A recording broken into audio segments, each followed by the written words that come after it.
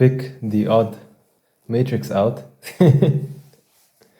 And this is, you could say, an exercise of a similar nature and flavor.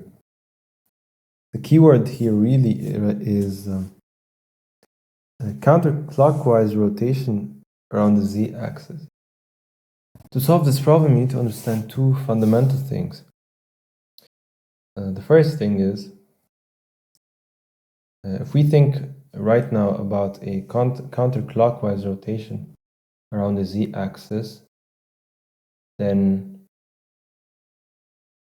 the z-axis stays intact. So you have the z-axis, you do something with the x and y coordinates, but the z-axis stays intact. The z component stays unchanged. Am I right? So if you understand this very basic concept, then you should need one more piece of information to conclude the exercise, and that is your knowledge of how this matrix multiplication works in the context of these basis vectors. So we need to find a map that returns, so when we multiply it by,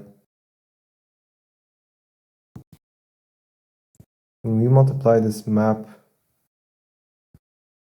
by the basis vectors Ex, Ey, and Ez, which are the standard basis vectors, such as, for example, Ex is this, if you're wondering.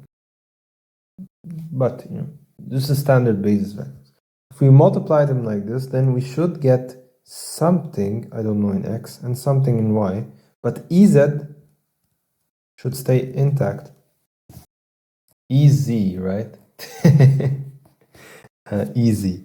So this looks easy. You just need to find the map that fixes easy. And there's, you could also try to pause the video, think about this.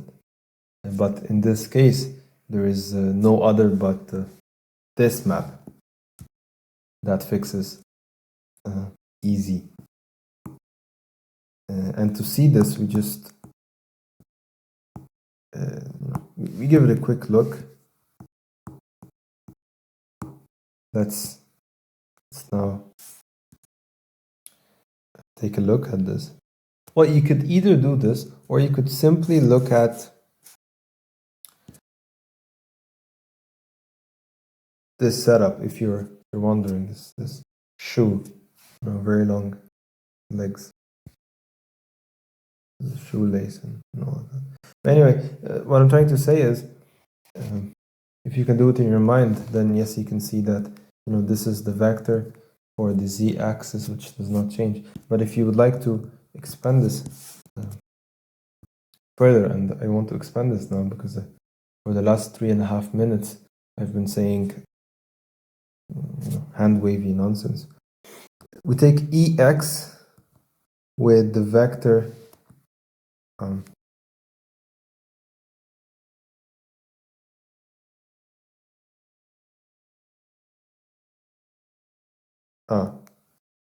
with the column vector sin alpha 0 plus Ey minus sine of alpha cosine of alpha and 0. Then finally, and the most interesting part is when we take Ez and then you get 0, 0, 1. So I think it is clear that if we look at the end result, the end vector, it will have its z component in the third, in the third part, you could say. I would like to take this Ez and distribute it. And now I think it is clear that in the third coordinate for Ez, you have 0 and 0, so the z stays unaffected. And then everything is great. So actually, it's not credited to the shoe, it's just credited to the fact that the third row as 0, 0, and 1, which means that when you take it and you do your matrix multiplication, you will always have the 0 entries in the other two terms, and then you have the easy here on your own. This is I think it's not the standard way we do matrix multiplication, but if you proceed with the standard way of doing matrix multiplication, you will obtain exactly the same result, and that is, you take the dot product of this and that, get 0, take the dot product of this and that.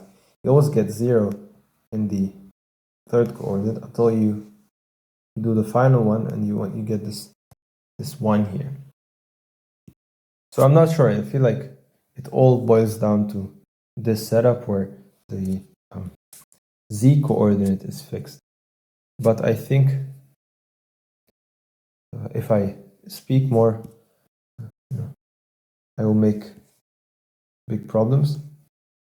I think it is better to stop here and perhaps let you think about what I just said now, because I feel like if I just keep going on and on and on, and this will only get more complicated. I think it is best to leave it as simple as it is.